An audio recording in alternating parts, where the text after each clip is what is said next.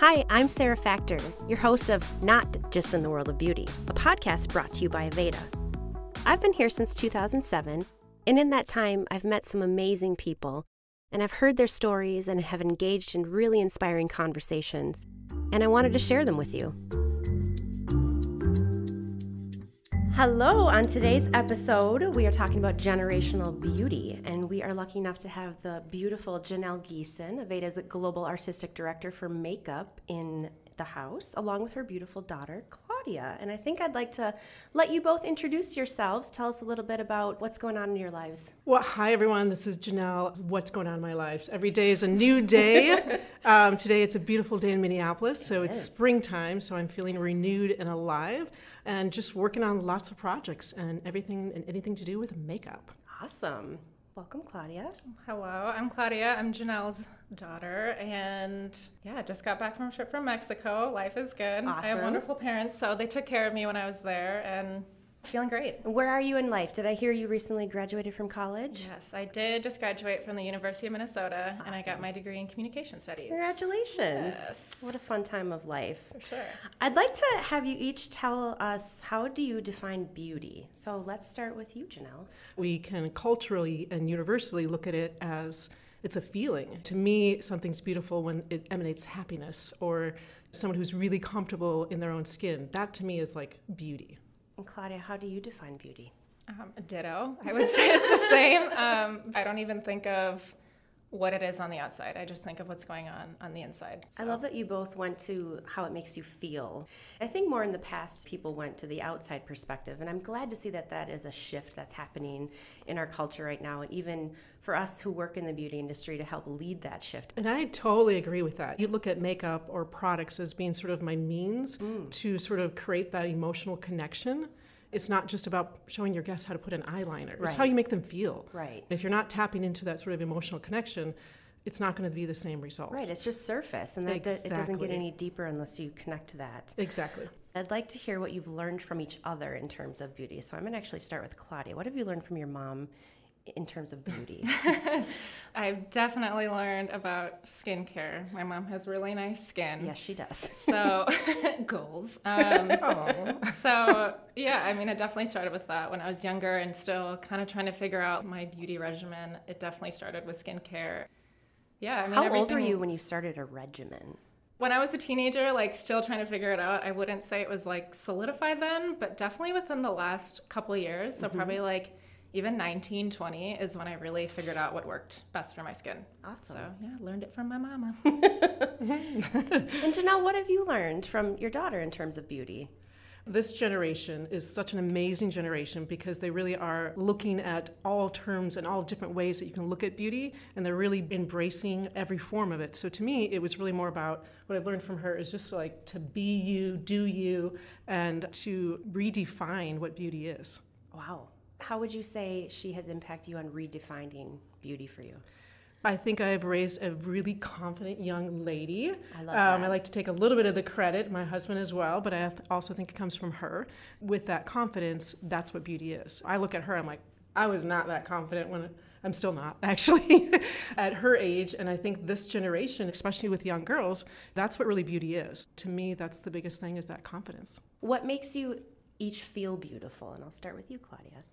What makes me feel beautiful? You know, I think it's about connecting with myself.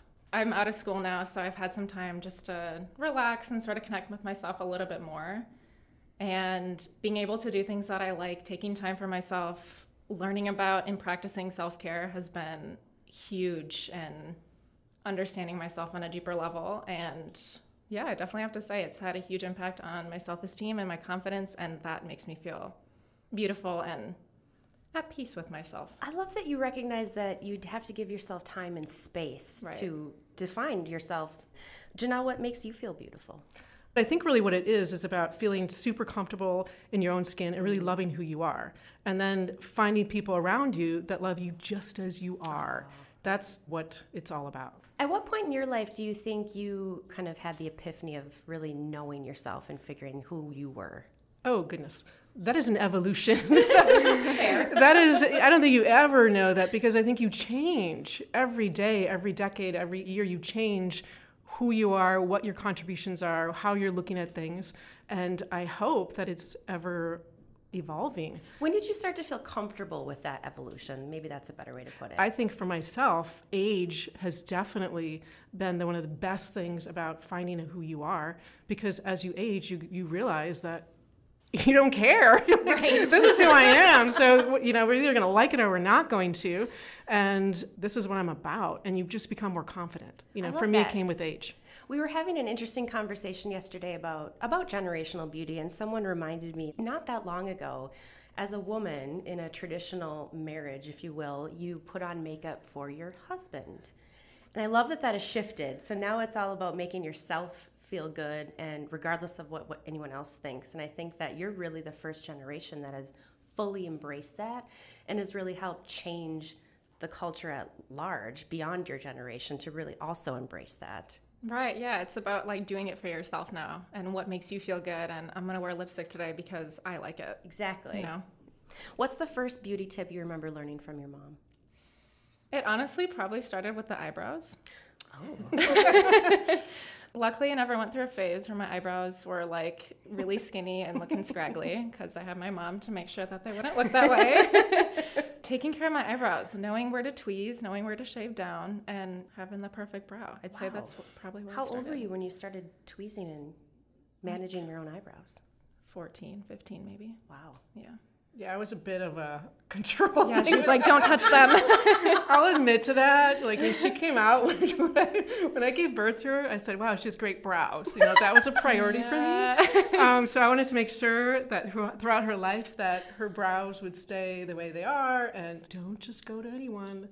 These are the brows you have for the rest of your life. Let's take care of them. Where does that come from? Did you have a period in your life where you overplucked, or was there an incident or anything? Or you just love eyebrows. An incident. Let's talk about the incident. No, because I think to me, I just love a great brow, a really nice, healthy brow, and I think that it does definitely show the definition of the era of beauty that you're in.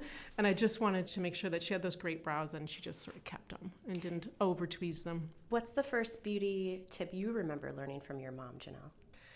My mom was really good with skin as well. I remember watching her with her beauty products, and she would put this on religiously every night, and she still does.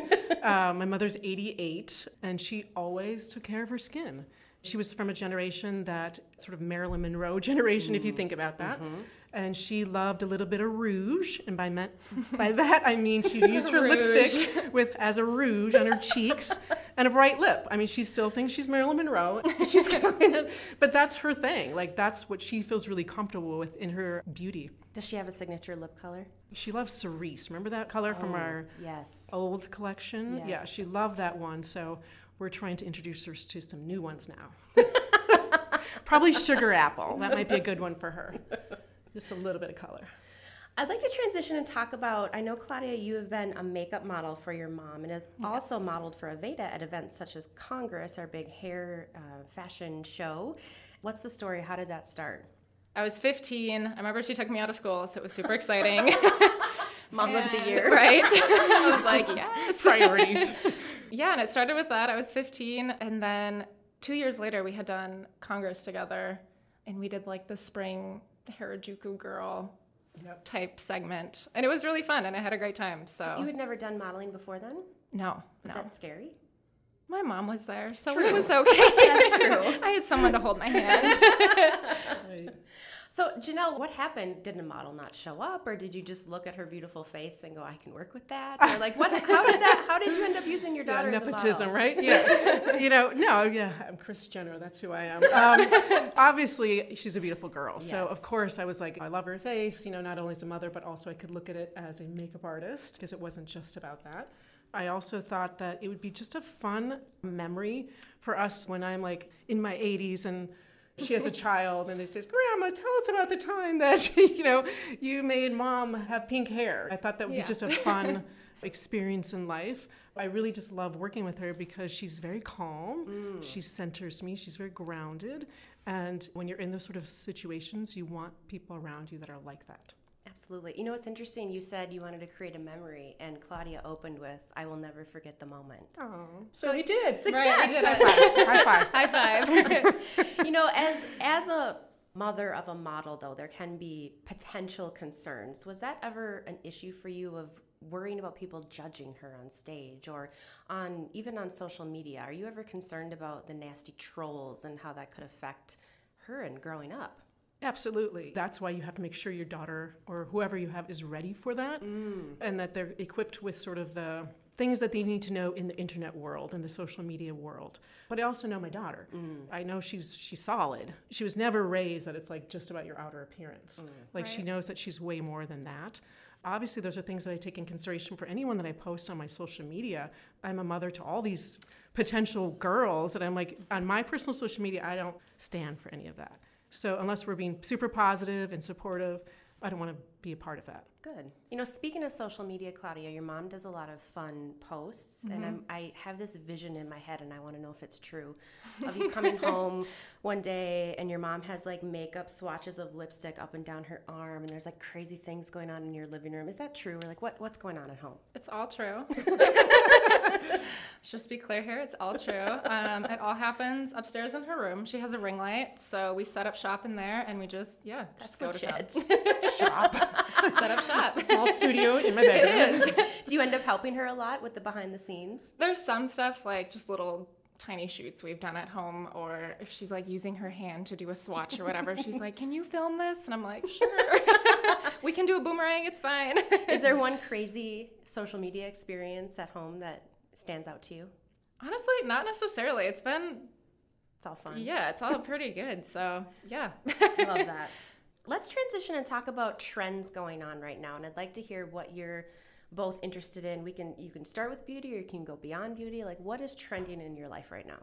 Let's just start with, I think there's lots of things that are happening right now. Yes. And everyone should be able to just experiment and have fun. For God's sakes, it's makeup. Right. That's all it is. I mean, I had my days that I might have sort of not wanted to be filmed or pictures of me during my experimental phase. But I think the trends that's really speaking to me in beauty are glowing skin. Like I love glow because I think it's a trend that translates to either whether you're young or you're a little bit more mature. Everyone just wants to look glowy and healthy. You know, that's a beautiful trend that we're seeing right now. I love a brow because I think a brow like really kind of dictates the era that you're in, but also, you know, if you think of like a child, they have these just beautiful thick brows. So I think that I love that idea of just taking care of your brows. And I also, of course, love a bright lip because that's the easiest way to sort of just bring out your look, especially going into spring and summer. But I think overall the trends that I'm seeing, which is super exciting to be a part of Aveda, is this whole natural, thing. It's not going away. It's even getting bigger. Cruelty-free, vegan, all these buzzwords are happening right now. And I think that the launch of Feed My Lips was so great because it hit all the marks. High-performing naturals. That really is the trend, the expectations of what someone wants in a product. Claudia, what's going on in your world for trends? Cruelty-free is a really big deal for me. I won't even buy products that aren't labeled as cruelty-free. Really?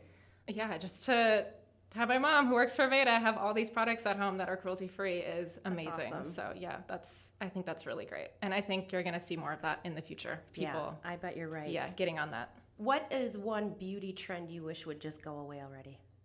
If someone wants to experiment, let them experiment. Let's not be the beauty police on this. It's fine. However, since you're asking,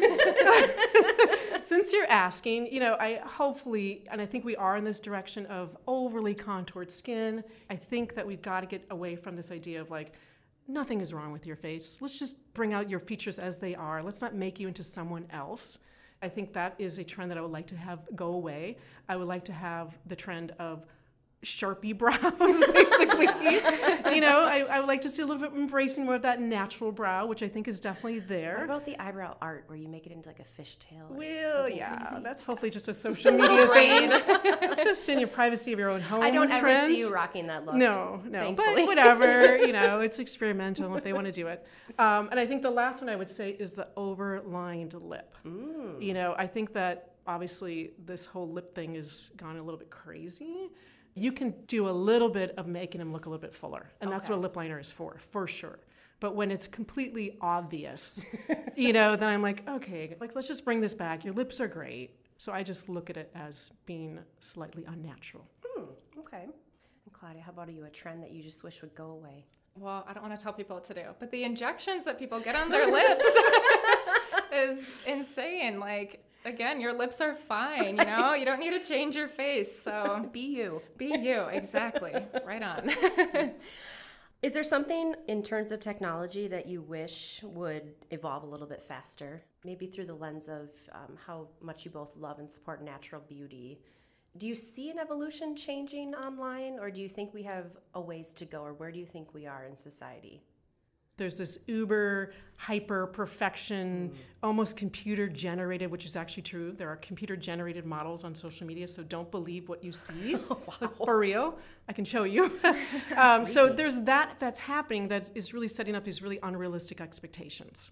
Anyone would just feel like I'm not good enough. And the reality is they don't even look like that. Right. But I also think there's this other whole movement that's happening that we're moving forward with being super real and super authentic and celebrating who you are and seeing things that are less retouched, being like real and authentic and having those moments because we're craving this.